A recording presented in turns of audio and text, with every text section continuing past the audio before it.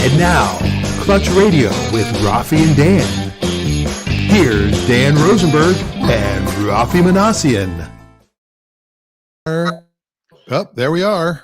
Were you rocking Rafi? Music?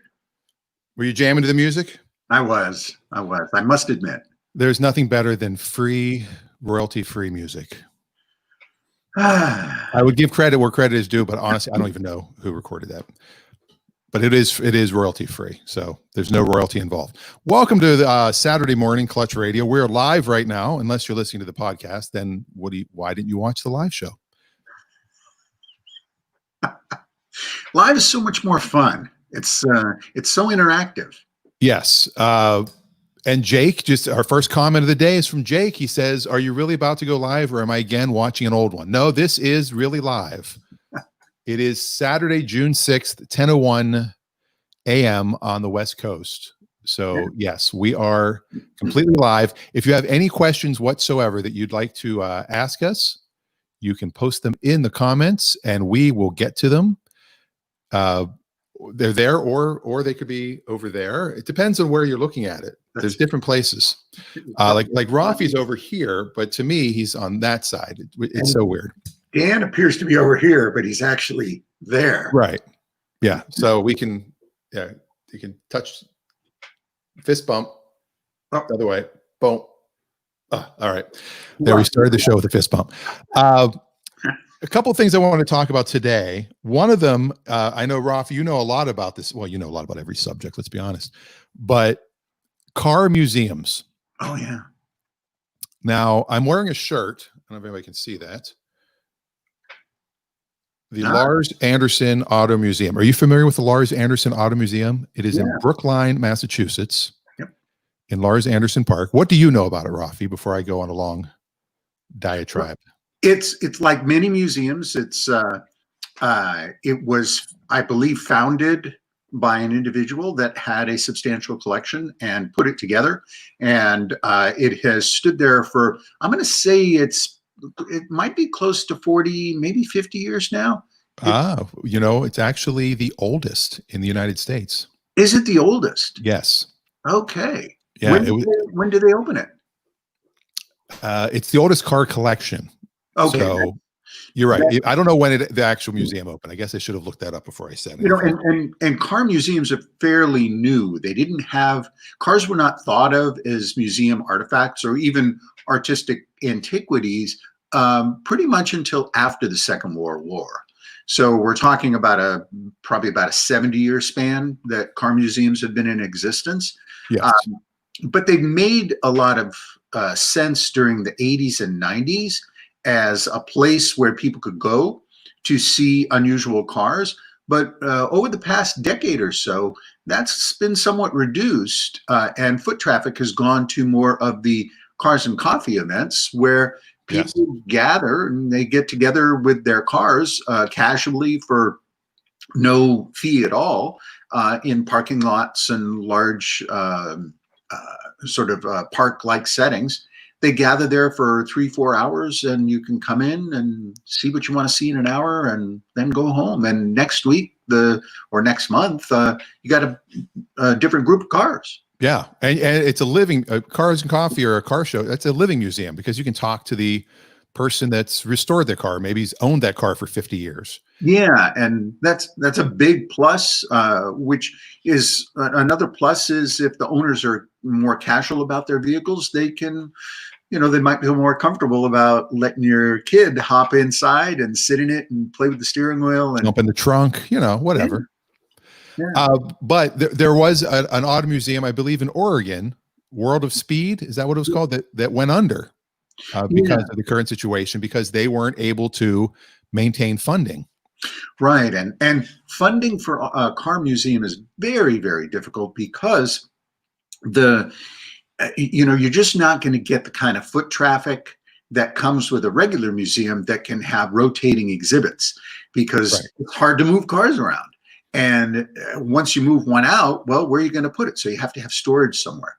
So the ideal model, and probably the best museum financially and from a structure and display perspective, is the Petersen Museum in Los Angeles. Yes. And partly because Petersen had a lot of dough to begin with and put that money into that institution. And then people in Southern California donated a lot of money as well. So they are very well endowed, and they have not only the upstairs storage, but several layers of display areas that they can change out.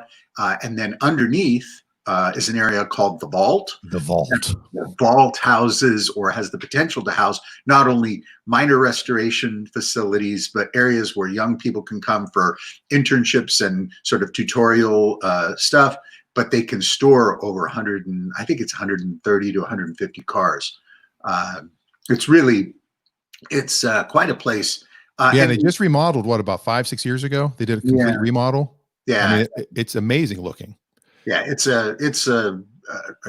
has to be, again, it's a modern, up-to-date museum with really nice displays and interesting things, and it's not just cars. The museum is dedicated to cars and culture, and they have a whole section there dedicated to cars developed in LA and cars from the California scene and all that stuff. It's a lot of movie cars, a lot of TV cars. The Back to the Future, the original car from the first movie, the A cars they call it, is there. It's been fully restored. You actually had a car in the auto museum. I've had a number of different cars in different museums. But I did have a car on a special display at the Petersen Museum. It was there for about a year. It's a car that I designed and built in Los Angeles. And so it was on display as part of a series of about a dozen cars called Built in LA. And that was, I'm going to say 2009, 10.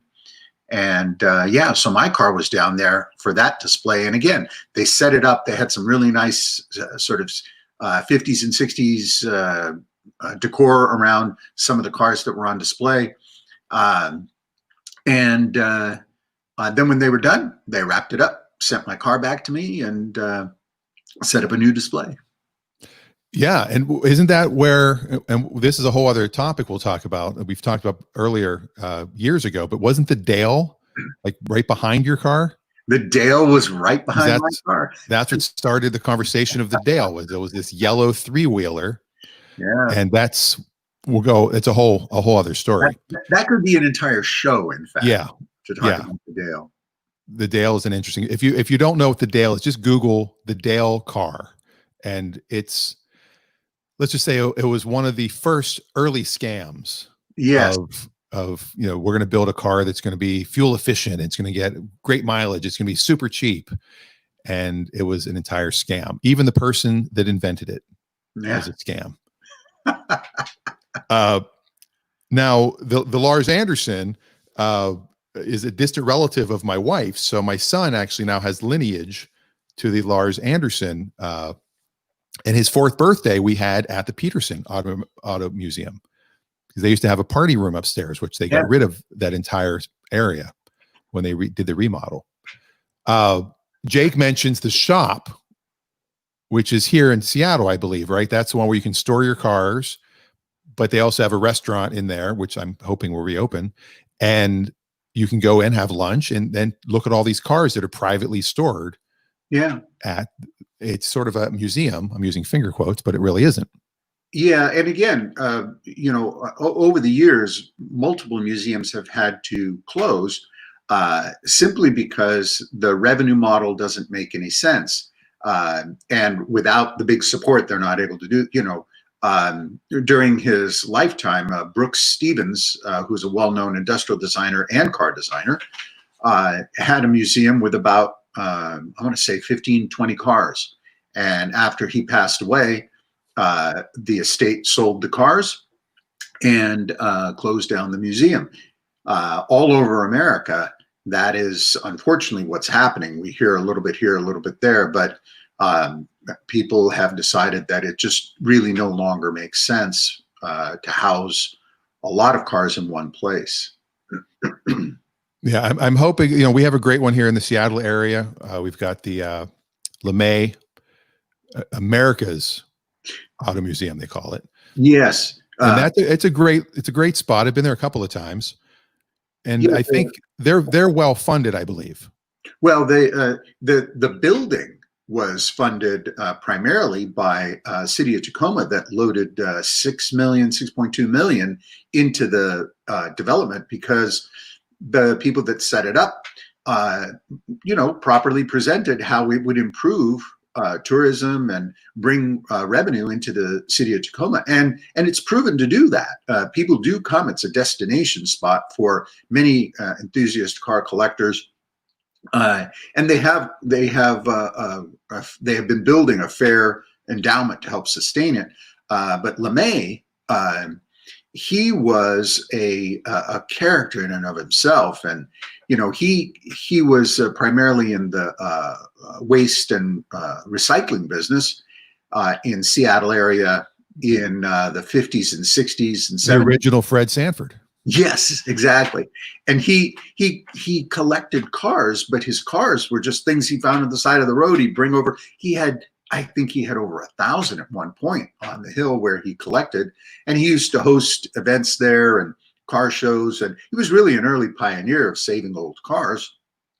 So when he died, his estate contributed all the vehicles and resources to the museum, and it was called the LeMay Museum as it was being developed. But over time, it was determined that it needed to have a broader reach and more revenue in order to expand and keep it going. And so it's become America's Car Museum, and they have great programs for kids and community activities and things like that.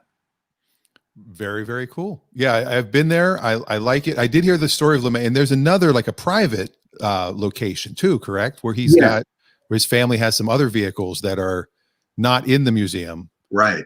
That's just their private collection that you can also, I think you can go check it out. Yeah, it may be by appointment. They're all over, as I'd said, all over the United States and the world, really. There are some amazing small museums. Peter Mullen has an astonishing museum in Los Angeles that houses about a dozen of the most gorgeous, beautifully restored automobiles from the 30s. And it's specifically dedicated to that era of car. And, but you need to schedule ahead of time for that museum. The Nethercutt Museum in San Somar, California, unbelievable museum with just an enormous number of really grand automobiles. But again, there you need to schedule in. And if you go online, you can find there's a museum within driving distance of pretty much everyone in the country. So if you're anywhere in the United States and you're looking for just a nice little fun day trip, jump in your car. Well, first Google, just type in car museum near me, and see how close or far away one is. Jump in your car and go check out some of these. I'm looking at a list here on Wikipedia, and there's probably Eastern United States looks like it's about 30, Central about 45, Western about 40. You got the Penske Racing Museum in Scottsdale, Arizona. Obviously Petersen. Yeah, the Penske Racing Museum is amazing, and Penske's a huge figurehead in motorsports, of course, but in automobiles in general. And one thing to keep in mind too, especially as so many parents are struggling with how to help keep their kids excited and stimulated in school when they have to do a lot of homeschooling now or schooling via the internet, is Car Museum is a great place to learn history, because especially American history as it spans the past 100 years, the automobile is figured prominently in how things have changed socially, culturally, geodemographically. All of those things is really a fascinating way to learn history. I've taught several programs for young people where we integrate all of the curriculum utilizing the automobile, including English, history, and math, using math statistics and math figures from displacement, cubic inch measurement, things like that. So that's I'd like to see the car museums be saved. So I think that's our message for everybody who's looking for something to do. Once your area is not under quarantine, No. and you can get out and about. By all means, go visit a car museum once they're open again, because a lot of them, museums are not easy to do right now because of social distancing. Although I would think a museum is, if they're big enough, you should be able to spread out. And Well, the Blackhawk Museum, for example, in Danville, California, Northern California, you can walk into that museum and you're pretty much 6 feet away from everybody, because it's never so heavily crowded that you can't see the cars. And walking around inside, most indoor places have cultivated a one-way path now, so that people aren't passing by each other, and so that way they minimize the amount of indoor contact that could happen. And if people are masked and keeping safe distance, it's okay. So speaking of Northern California, what about the Academy of Art University Automobile Museum? So the Academy of Art University, they are in downtown San Francisco, and it is a private collection by the people who own and operate the for-profit school, the Academy of Art University. And that school has a lot of different diverse programs in the arts, and the owners of the school, they have a car collection that's quite substantial, and it's on display in downtown San Francisco. Okay. It's hard to get to because it's in the middle of the city, and parking is not great, as you know. Isn't that ironic? You can't find parking for a car museum. Yeah. If only they didn't have those cars that you could park right there. But then if you park there, then they wouldn't have those cars. Yeah, you got to either trolley or Uber in. And that is not where you teach. No, that is not where I teach. I want to make that clear. I do not teach there. I could tell by the way you were talking about them that you were like, this is not. But you do teach in the San Francisco area in the fall, and we can still do the show this time. Like, that's the great thing. Like when we did the old radio show, we were worried, like, what do we do when Rafi goes back to teaching in the fall? But again, it was radio. But this way you can still be remote from wherever you are. Yep. Which is awesome. Again, if you have any questions or comments, please put them in the comment section, and we will do some of the answers. We'll try to stump Rafi. I do apologize to everybody watching live. The caption at the top of all of our streams says Dan's Dad episode 3 Foolish Feet, which this is not. I forgot to change the universal title on Restream. So yeah, and if you listen to the podcast that makes no sense to you. But we can't fire the intern. By the way, you should say the intern forgot to reply. Yeah, right. The intern forgot, and because they work for free, we cannot fire them. We do have an update from Ray, our car dealer friend, who was talking about his red Beetle that he had. Maybe he had a red Beetle, I think it was a 99. Oh, Roger's getting a call. Oh, I can't take that call. Yeah, they talk forever. If it was somebody interesting, that would have been fun to take. Not saying that wasn't an interesting person. I don't want to offend. Do you ever get a call when somebody's like, "Hey, I'm watching you right?" I'm like, "No, you don't call. If you text them back, tell them to watch, and then they can ask a question that way." But the red Beetle sold for $1,800. $1,800. You got $1,800 for it. Yet the crappy Mini Cooper with the same miles, he got $4,000 for. He said they were both not exactly in the best condition, but they run and drive and they're safe, and that's how they sell them at the auction. He also mentioned the Reno New Car Expo is awesome. It's in the massive convention center. So he loves looking at the new stuff and future cars, and then the oldies. So I'm not familiar with the Reno one. And they still have in pretty much every major city the automotive shows for brand new cars, and the new cars not only show up, but you get a lot of second tier vendors showing up with wheels, accessories, things like that. A lot of fun. As a kid, I used to go with my dad, and you bring a bag and just collect brochures. Yeah. And, I would have loved to have been a kid collecting brochures in the 50s or 60s at car shows, because some of those brochures are worth a lot of money these days. But, again, it's fun because there's a lot of activity, a lot of things going on. And, truth be told, even if you don't do automobile stuff as part of your profession in the future, the automobile is oftentimes the second most expensive personal investment you'll make in your life right after you're home. And so getting an education regarding what to look for, how to shop, how to buy when you're younger can make a difference in your life, because you can save a lot of money and you can invest properly when you buy not only a new car, but maybe even buy an older car, fix it up, and make a little spare change over the summer. Exactly. So that's an awesome thing. Now, the brochures, there are people that do collect those. It's amazing. If you go on eBay right now and you just type in any car and you type in brochure, there are a ton of them out there. Yeah, not only brochures, but a lot of the other ephemera that goes with the automobile, including vintage advertising that people sell. There's posters from dealers, dealership paraphernalia. Remember those old ashtrays when people used to smoke that were the shape of tires, and Yep. Different promotional things, banners. They had display placards that they used to tape onto the center of the tires. So these round display placards, all kinds of things. And people collect them. Now, I know a guy, the only thing he collects are those dealer paper things that the temporary tags, the temporary plates. No, the paper they put on the floor to protect he's got.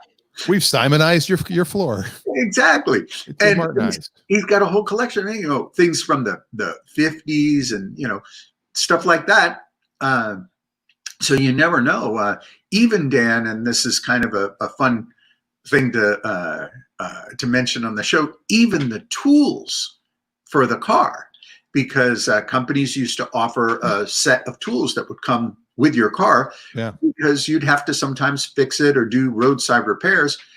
Recently on Bring a Trailer, the auction site for vintage cars, a set of Porsche 356 tools sold for, guess how much the final price was. This is a complete set that was purported to be original, with original wrap or roll. The tools inside were original and the various components. It was all there, very nice, very complete, lots of action, lots of comments, and a very thoughtful seller that had a lot of history to talk about these tools.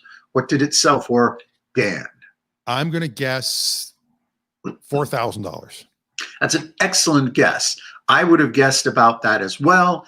The final price was $13,356. Wow. Oh, 356. That's good. Yeah, that was the final bid. By the way, I remember one time, and I'm gonna show my stupidity. we were talking about a car. I won't get into details of the car or the person or anything, but we're talking about a car. And Rafi said, "How much do you think that car was?" And there's three of us guys standing around. I said, "I don't know. I'm guessing 45,000." And he goes, "Oh, interesting." And another guy goes, "I'm going to say like 200,000." I'm like, "What?" And the other guy's, "I'm going to go like 250,000. And he said, "Well, Dan is the closest." I'm like, "Oh, wow. See, I know what I'm talking about." He goes, "He's only off by 1 0." It was a $450,000 car. And I guessed 45,000. Because I can tell you what, a modern car will go through the auction for, or should, or what it should sell for retail, or what you should pay for it or trade in.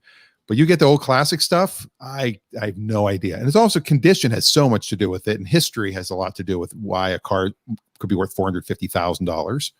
Not every one of those cars in that particular model is probably worth $450,000. No, that one was. It's amazing, and you're absolutely right. Condition, originality. They refer to it in the art world as provenance. Provenance, yes.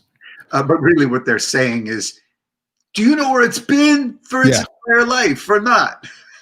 Yeah, we need some history here, people. Yeah. So tell me the story, because people don't just buy the artifact, they buy the story that goes with the artifact. Exactly. So that's important. If I have a lock of hair in a jar, and I say this is a lock of hair in a jar, what are the bids? People have no interest. Now, if I say this is a lock of Elvis Presley's hair, all of a sudden there's a lot of interest, because the story has changed. And that makes a big difference in cars, not just if somebody famous owned it, but if you know the owner for quite some time. So always a big difference because the ownership validates the originality and the authenticity of the artifact and all that. And I think you do have a lock of Elvis's hair in a jar, and I think you use it, and that's how you have such a nice head of hair. I think it's some magic potion that you have. Yes, Elvis in a jar, baby. Hair, baby. Elvis in a jar. I've unlocked the DNA of the king, and I put it. We do have a Stump Rafi segment that Ray has got something that he wants to ask us. So I'm going to play the little bumper, and we're going to go into our today's segment of. And now it's time to Stump Rafi. Rafi, I'm going to ask you this question. All right. He believes he owns this vehicle. It might be the last one in America. So what does he own? Here we go. It's a convertible. It's a 2005. They only made 730 of them. 330 of them were red, and only 90 have a stick shift. Production ended in 2005. What does he own? Now, I would have a guess of one of two cars. Okay. And if I guess the one, you're probably going to guess the other. Okay. So the first one that popped in my head was the Honda S2000. But I think they made those later than that. I am going to say, that was the first thing that popped to my head as well, was the Honda S2000. I believe 2005 was the last year. That makes sense. The other one, I think it might be the other one. You know the other one I'm thinking of. The mid-engine. Yeah, the Toyota. Oh, are you thinking of the MR2? The MR2. When did they stop making that? I thought they had stopped making the MR2 sooner than that. He might have sent both of us. Yeah, he didn't say the origin of the vehicle, whether it was American. Did he say? No. He just said that he owns. He said the last one in America, but it is a convertible, and they did make the Spider MR2. And the S2000 was only a convertible, if I'm not mistaken. That is correct. 730 total, and 2005 was their last production year. Yeah, and that does sound like S2000, because the last year they did not make that many, and the 2005 of the S2000 is a rare car in number. Right. He's saying it's not American. So we're saying Honda or Toyota, which would not be an American car. Right. The other one I'm thinking of, but I think they stopped making them sooner, was the Saturn Sky. That is American, though. That is an American car, but he says it's not an American car. He says not American. Okay. He's saying nope to both. I don't know if he's saying nope to both because again, we're on a slight delay, so I don't know what he's hearing yet. So we're going to go with, we both think it's the S2000. There's one other that it could be, that is a possibility. And that is the BMW Z3. Because no, they made more than Z4 already by 05. Yeah. And it's neither of those. And it's it's not there was a Volvo convertible, but that wasn't that popular. I would think that. All right, so it's a red stick shift convertible 05. You know what, Dan? What? I think you're right. You think it's the Volvo? I think it's the Volvo convertible. Yeah, with the retractable hardtop. They did make. Let's go with that. All right, Ray, please enter your answer in the comments. You may have stumped both of us on this particular one. That does happen, and it does happen. It's rare, but it does happen. But I'm going to start with. I don't know if I can.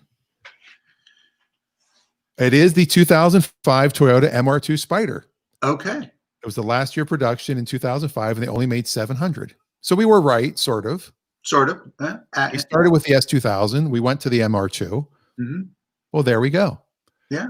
Uh, And I want to check my figures as well, because I think 2005 was the last year of the Honda S2000. so now you can see what it looks like when Rafi's Googling, just so we know there's a difference between Rafi Googling and Rafi thinking. He leans forward and he starts typing. While you're doing that, I'm going to bring up, I just screwed up that pic. Hold on a second. Yeah, that's how you know I'm not cheating. Oh, 2009. Yeah, see, I thought the S2000 went a little bit later than that. I actually had an MR2. I had an 86, a red one that caught on fire. All right, the game that we wanted to play is not going to work because I stupidly don't know how to show without the name of the file showing up. Well, I can cover it up on my screen. Well, if you can look at that and guess what that is, that would be amazing. Is that the image? That's the image. Can you see it? Wow, that's super small. Let me see if I can help zoom it a little bit. And it's so granular. It's a little granular. So I'm gonna guess, because it has fairly sharp corners and edges. It does. It looks like the front corner of a late 70s, early 80s General Motors product. And I'm going to guess that is, I'll call it an 81 Chevrolet Impala.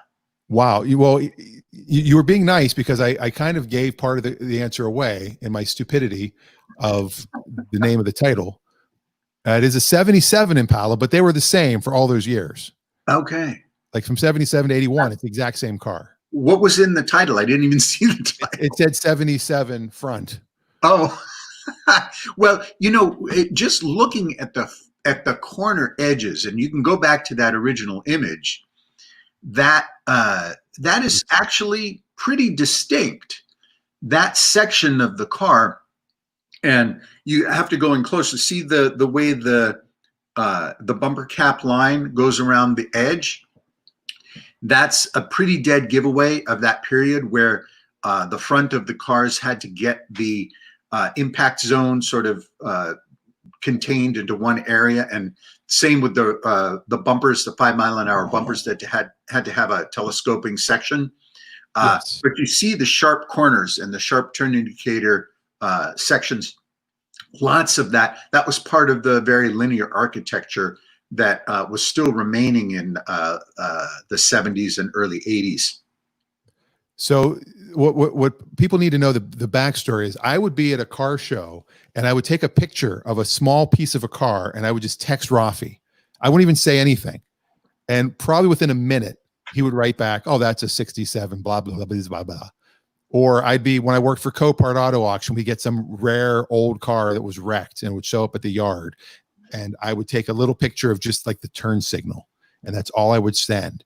And he would be like, oh, that's a Jensen. I mean, he would know. And so I thought, how can we bring this to the show? And it doesn't really work well on the podcast, I will admit. Yeah. It's more visual, but that's the reason why, if you're listening to the podcast, you should tune in live every Saturday, 10 a.m. on the West Coast. The visuals are the incentive here for the show live. Yes. I think I figured out how I can do this. You could also put it on a piece of paper and hold it up to the screen. That's true, but yeah, I could do that. I'm going to rename this one. Let's see if I can do that real quick before yep, there we go. That's a good idea. That way you're not giving me any clues. Not that I read the thing. All right.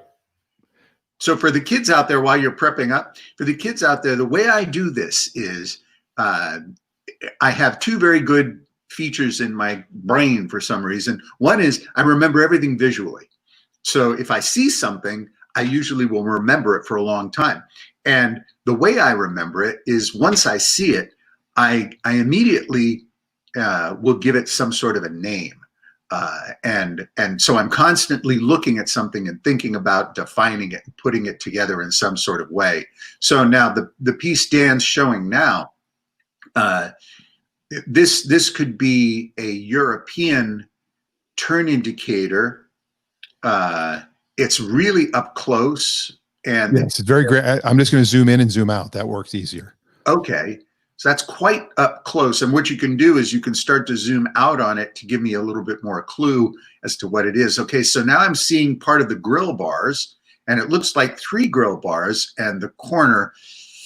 I'm going to guess that this is a European vehicle from the late 50s.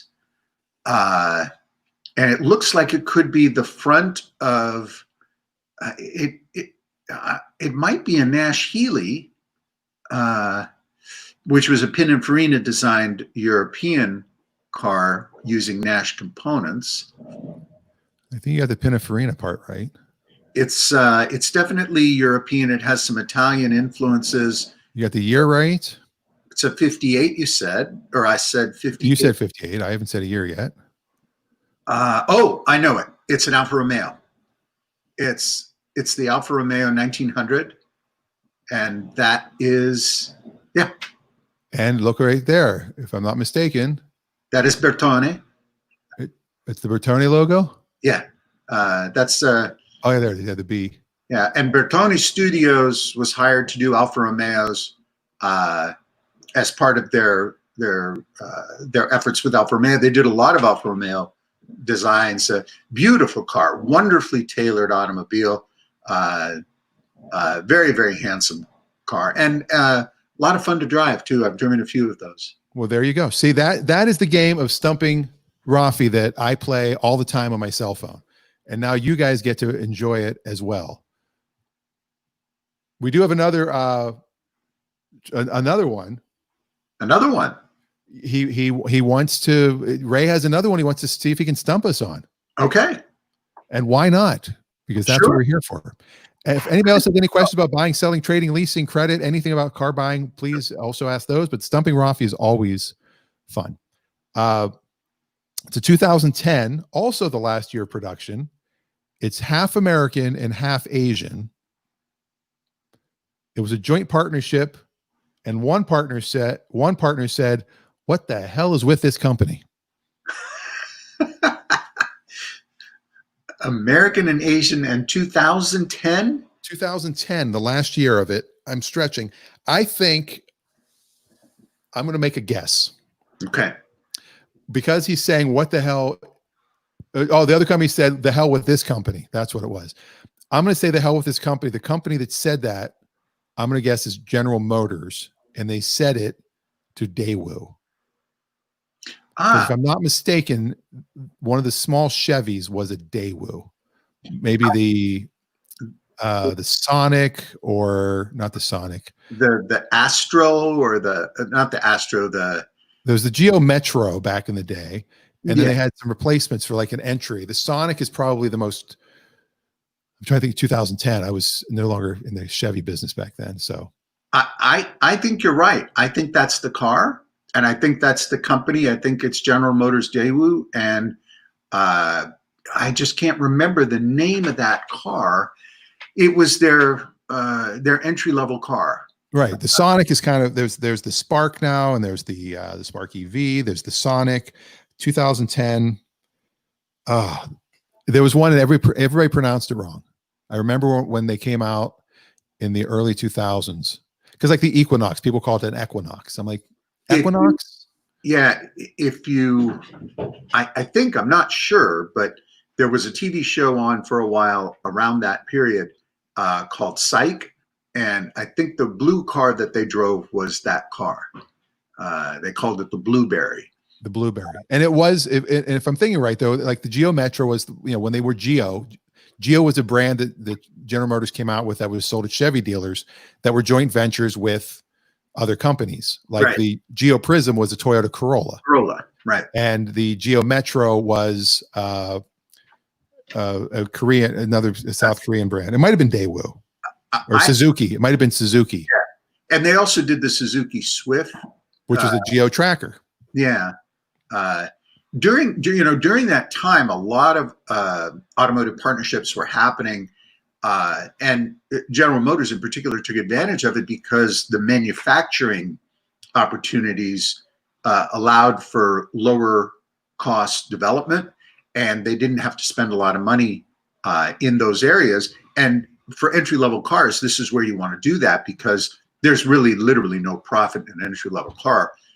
Major automotive manufacturers are making them just to get you into the showroom and then sell you something else. And a lot of them have gotten rid of that. I mean, Ford does not have, they've got the Mustang, and I think they kept the Fusion this year, but I don't think they're making it next year. Right. And Dodge, they've got the Charger and the Challenger. Right. And no entry level cars anymore, because you can't make any money on them. And so what they're doing is they're loading up their cars with feature rich options and things that make them more attractive to young buyers. And they're taking the price bite out by lowering the payment, lowering the interest rates, all of that. With interest rates as low as they are, it just your car payment for a much more expensive car is the same as it would be for a cheaper car. Exactly. And Ray, you will have to give us the answer at some point, because we can't keep vamping about. Well, and while we're waiting on Ray, I had a question. Someone had actually emailed me this question. Okay. And it was regarding they were looking at a car in another state, and they wanted to know how they could determine if that was a good car. And I had recommended something which I think we've talked about on the show before, and that is an inspection, a professional inspection of the vehicle. Dan, of course, you know a lot about this. There are lots of reputable entities that you can hire for anywhere between $150 and $250 to go out and inspect the car. And they're usually mechanically inclined and trained to understand what's right and wrong with the car. But they'll do simple things like turn on the headlights and check the turn indicators and brake lights and whether the stereo works and the air conditioning blows cold. And they'll do this to inspect the car for you. They're a separate entity, so they're not connected to the seller in any way. And it's a good way to get a car inspected and to protect your larger financial investment for a minimal amount of money. Very interesting. There are some, there's some that will just, there's one called wegolook.com. Well, they'll just literally just go look, take pictures for you. Because a lot of times, that one's, they don't do mechanical stuff, but they'll, they can start it. They can, they can do a quick video of it running, things that, you would probably do if you had a buddy that lived near there. You'd say, hey, can you go just take some pictures of this car, do a quick walk around for me? Yeah. There's companies like that are that simple if you just want to get a quick look. But yeah, you should have an ASE certified mechanic. Certified. You want to be certified. And you want to also make sure that somebody does a test drive with the car. Because a lot of times you get a car and you might have, a 2-minute drive is not a long enough test drive, because the car needs to warm up to the point where if it's got overheating issues, it's not going to happen in the first 5 minutes. And if it does, it's really bad. But typically it's not going to happen that quickly. If it has, the alignment issue or a rumble, the tires have an issue. I mean, there's a lot of things you can find from a test drive. So what I would always recommend is a pre-purchase inspection. If you ever buying a car sight unseen. If you're doing it yourselves, we talked about last week, some things you can look for. But test driving, you can find a lot of stuff on a test drive. A lot.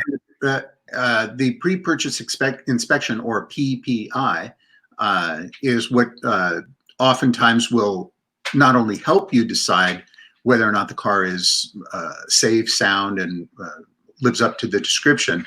But it's also interesting because once you have that information, even if you decide you're not going to use the vehicle, as a courtesy to the potential next buyer, you can send your PPI to the seller and say, look, I'm not going to buy this car. It's not for me, but to help you sell to the next person, here's the PPI. And oftentimes a nice seller will say, you know what, I'd like to pay for 50% of that. Yeah, I'll give you some money. Yeah. Sometimes they won't, but it's a good thing to do to help them. Yeah. If needed. But yeah, buying a car sight unseen is very scary, especially a used car.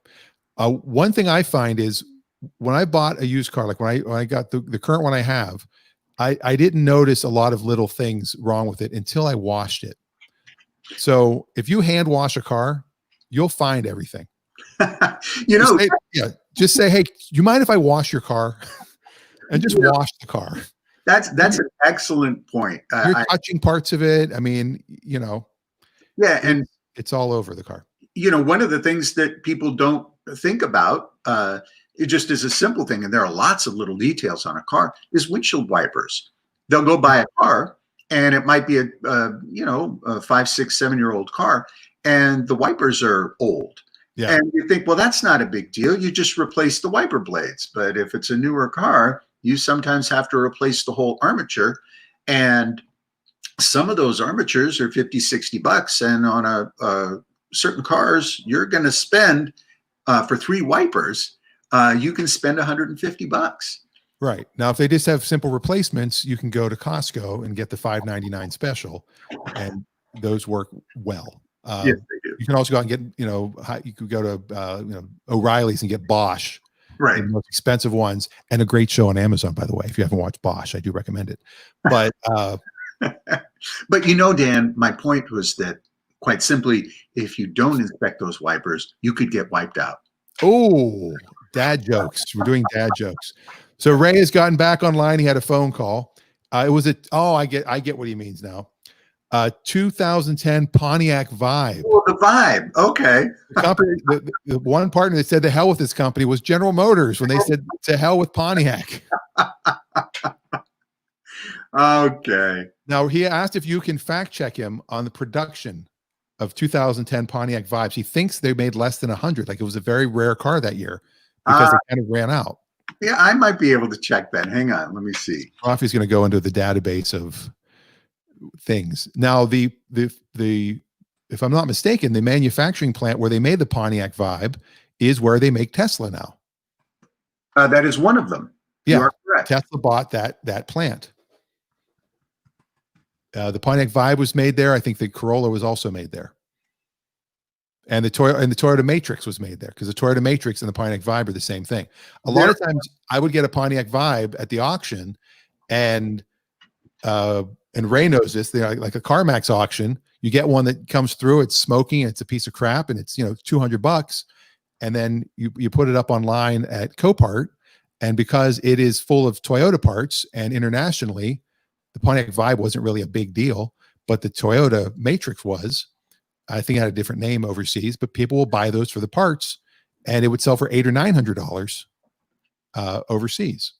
Now, here you go. Fascinating fact. Here we go. In Canada for 2010, the final year of the Pontiac Vibe, they sold 1,559 cars. Okay. In the United States, the Pontiac Vibe for 2010, if you have a 2010 Pontiac Vibe, you are in luck because you are one of only 97. 97. 97. Yeah, he said less than 100. Wow. Yeah. And make sure it's not the Canadian version, though. It's the U.S. version. That's called the Pontiac Vibe, eh? Yeah. Sorry, Canadians. I went with the A joke. Wait, do you know what it was called in Japan? The Pontiac piece of shit? It was called the Volts. Volts? Yes. VOLTZ, the Pontiac Volts. Volts. Mm-hmm. Of course, then the Chevy Volt came out and ruined that. There you go. Yeah, 2010 was the last year. And, what's interesting about these cars, the branding itself oftentimes is what causes the demise, because the car itself was not necessarily a bad car. It was pretty well conceived. It had lots of opportunities for people that wanted a hatchback but wanted a little more comfortable car, larger size car. But Pontiac as a brand was really suffering. They had sort of run their course throughout brand history for automobile companies, and it didn't make any sense, especially competing against a lot of the top Japanese brands that were making inroads in the United States. So by 2000 something, Pontiac was really done, and there was no chance for it. The only thing that's kept, because you had Pontiac, Oldsmobile, and Buick. There you go. There's a good photo of it. Thank you. The only thing that kept Buick alive as a brand was the number of phenomenal sales in China and Hong Kong. Yeah, the Buick is huge over there. Yeah, because they're considered top premium luxury cars. Fantastic air conditioning, leather seats, fantastic sound systems, and these were preferred cars for high-end hotels, and people in Hong Kong and China really they bought thousands of them. Yeah, so that volume helped to keep them going. and I interviewed, and by the way, I found my box of old radio shows that I've done, and I might start posting some of the interviews I've done. I've got a really funny one with Adam Carolla. I've got one with PJ O'Rourke. Got one with Fred Stoller from Seinfeld. And I also have one with Mark LeNave, who was the vice president of sales for General Motors when everything went down. Like when they started, he talked about in the interview, we talked a lot about badge branding, where they would have, the same car, Pontiac, Olds, Buick, Chevy. It'd be the exact same car. They would just put a different label on it. And if I remember correctly, we talked about the Cadillac Cimarron, which was the Cadillac Cavalier. Yeah, which might have been the worst car they ever made. But it was the worst Cadillac they ever made, because it was a Cavalier. It was badge engineering. Badge engineering, that's the word. Yeah, that's the term that they used. And really, what they were trying to do was save money in platform development. But by time they had the Cadillac Cimarron come out, oh my goodness, it was such a disaster. The car visually was not even a Cadillac by any means, but they just put leather interior, other features, special paint, whatever, but just a horrible disappointment. And today, many people aren't quite aware of this because they don't see many of them on the road. Cadillac makes the giant Escalade, and so their SUVs, they have a fantastic variety of, oh, look at that. What a statement of automotive majesty. That is a Cadillac, folks. It's hard to believe you're looking at a Cadillac. I can't believe that they didn't even do white walls. Look at the size of the tires, the 13s or 14s. There's nothing about that car that is Cadillac in my opinion. Although, other than the back. If I could find one of these, I would actually buy it for fun. and you'd be out about $1,500. If that. If you found the one, there's probably one out there in the world that is in pristine original condition. You might pay $2,500 for it. Yeah. But Cadillac still makes a sedan, I believe. And the last one I saw that they were making new was, I think, 2016, 17. And oh my goodness, what a phenomenal car. Well, they've got the XT6, they've got the CTS. They had the entry level, the mid level, and then the DeVille. I mean, they had the big mama. Their contemporary DeVille, I believe, is a pretty sophisticated hybrid, and it just is a tour de force of. General Motors makes phenomenal automobiles. They really do. Yeah. And it's hard to make a bad car these days. So if you're looking for something really unique, and you don't want to spend $150,000, Cadillacs are actually, I hate to say it, inexpensive luxury cars. Yeah. I mean, I'll pull this one up real quick. I think this one looks better. Here we go. Hold on. Let me just zoom in a little bit here. Boom. Okay. So much technical. This is a very sophisticated show. There's a lot of things going on behind the curtain. Stuff you don't even know is happening. There are hamsters on wheels spinning. Well, I fired the intern today after the screw up, so I had to. I mean, look at that. I mean, that's an awful lot of automobile, and just compare it with the frightening image that you showed just briefly earlier. Yeah, this is a really, really impressive automobile with amazing stance. The amount of technology that's loaded into that vehicle. It will self-park. It has sensors all over it. It has backup cameras. It has, I think, 19 airbags. It is a phenomenal automobile in every respect, and it deserves our respect as buyers of automobiles. It's not an SUV, which a lot of people find to be unfortunate because you can't haul around a lot of extra stuff. But from a sedan perspective, compared with other cars that are out there on the marketplace in that platform, that's a fabulous, fabulous automobile for not a lot of money. Yeah. And of course, with the 0% and all the other stuff they're doing now too, you can get a great car. Yeah. Now, speaking of that, I think it's time that we do your favorite segment. I think it's your favorite segment. I could be wrong, but I think it is. It's time going old school. All right. Let's go old school. So what does Rafi have to do to tell about some old? That doesn't make sense. What are you going to talk about today, Rafi? Well, I'm going to talk about a car that's really unique and interesting and has a lot of fun, both in the history and for driving. And that is the Sunbeam Tiger. And I'm excited about this car because I've got one currently up for sale on Bring a Trailer. There it is. And, I believe the bidding is at $35,000 right now. It is at $35,000 with 3 days remaining. There you go. And these are fantastic automobiles, just unbelievable. They were developed by a company called Roots Group. And Roots Group had Sunbeam as the brand. And Sunbeam did the Alpine, which was a 4-cylinder sports car. And they wanted to put a V8 engine in this car. So they experimented with that, and they engaged a fellow by the name of Carroll Shelby. Never heard of him. And they put the 260 Ford V8 in it and created a fantastic performance car. These were not a lot of money at the time. And they did the Mark I, which had the 260 V8, and later the Mark II, which had the 289 V8. And they were all convertibles with optional hard tops. And so for not a lot of money, you could get a really nice, fast, and reliable performance car that you could drive and have fun with. You might remember the 60s television show Get Smart. Sorry about that, Chief. Yeah, 99.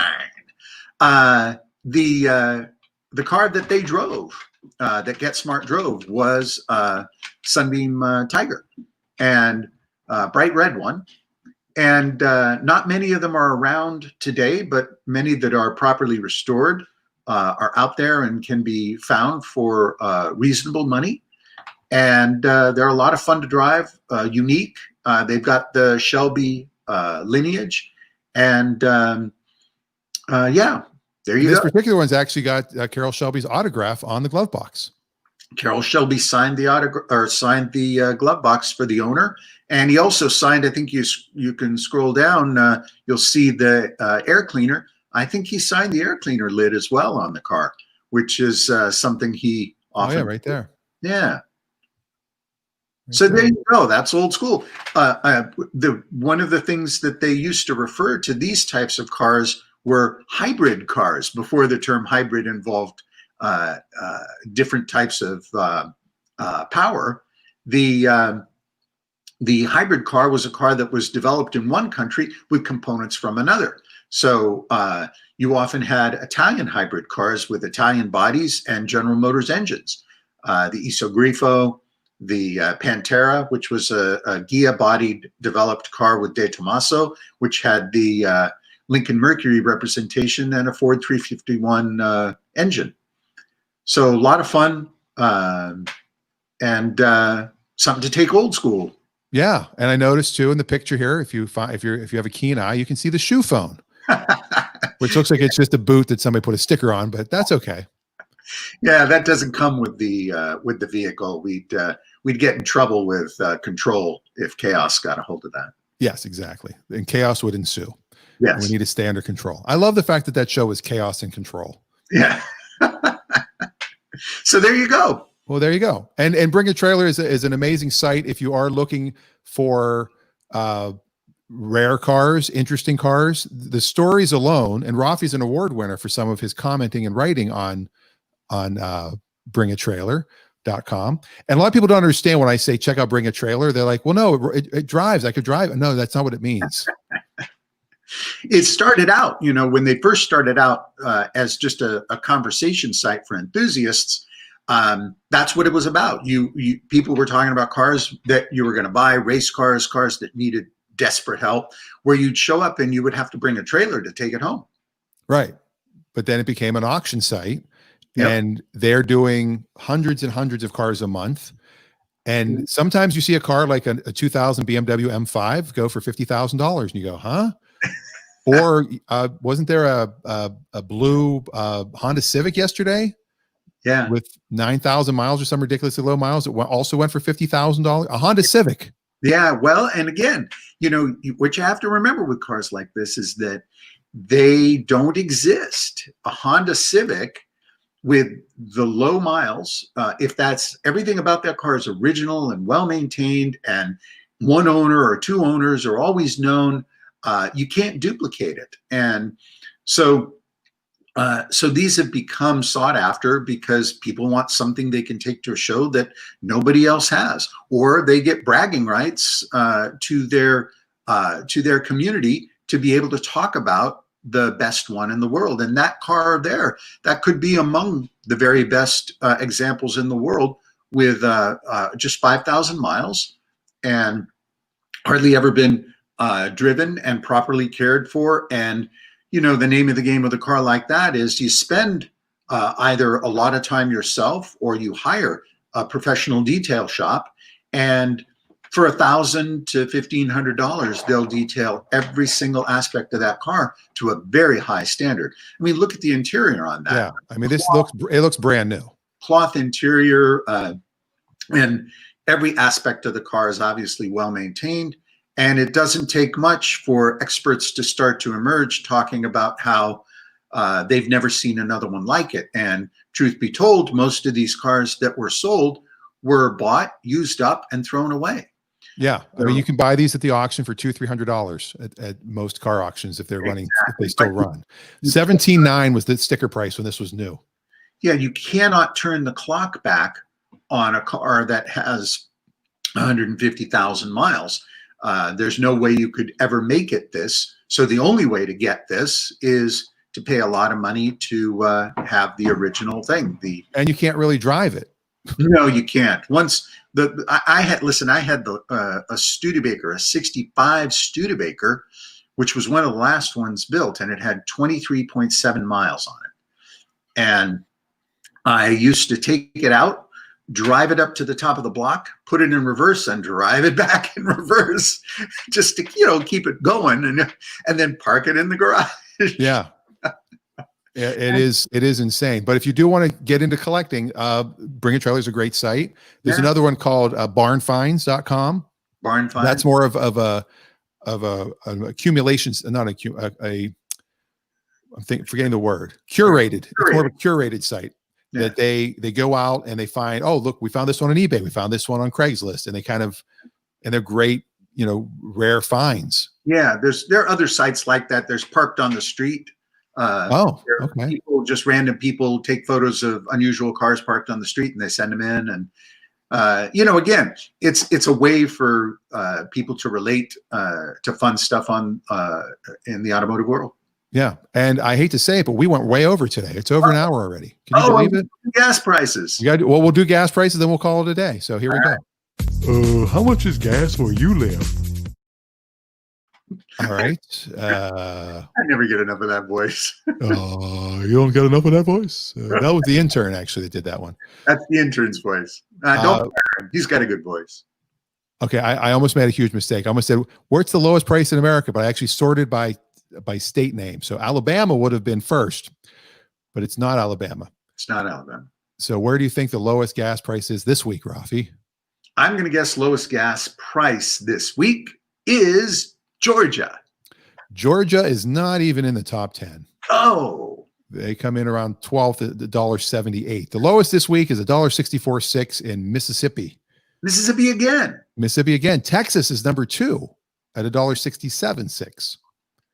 That's amazing because gas in California is $1.10 to $1.20 more per gallon. And you know, if you got a 20-gallon tank, that's $20 more to fill Each your time. Yeah. I mean, right now, California is $2.93 on average. Wow. And that's up a penny from yesterday, but it's still down $1 from a year ago. Yeah. Yep.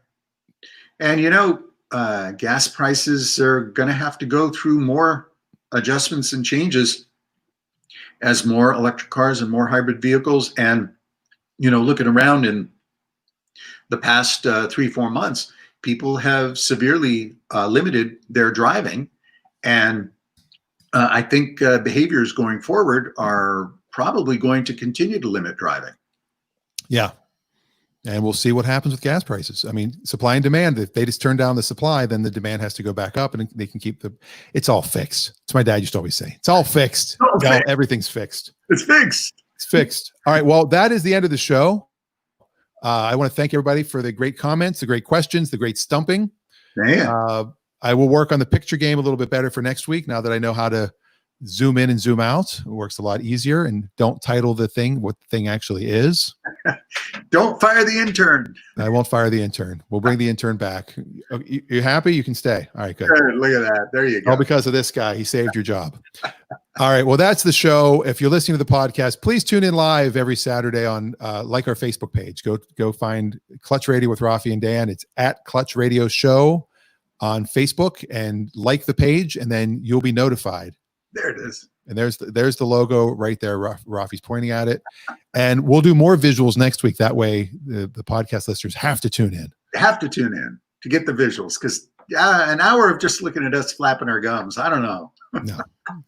We have faces for radio. All right. That's the show. Thank you very much. See you next week. I've been Dan Rosenberg.